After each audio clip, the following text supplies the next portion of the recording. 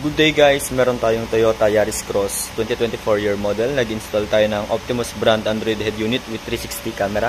Ito yung front camera. Then side camera.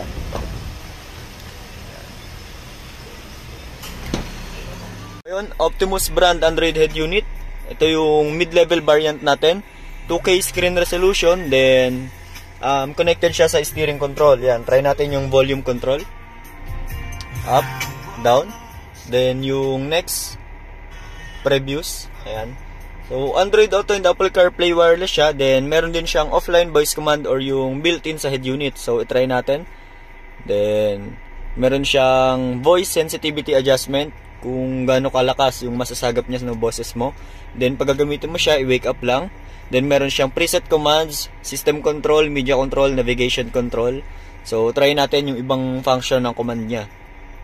Screen off, screen on, ayan, volume up, ayan, so working siya. Off muna natin. Meron din siyang online voice command under ni Google Assistant. Then meron siyang split screen function, so try natin yung split screen. Halimbawa gusto mo mag-open ng dalawang application, for example gusto mong i-open si Waze then at the same time si YouTube, ayan. So, split screen function, meron siya. Naka-open yung Waze, then naka-open yung YouTube.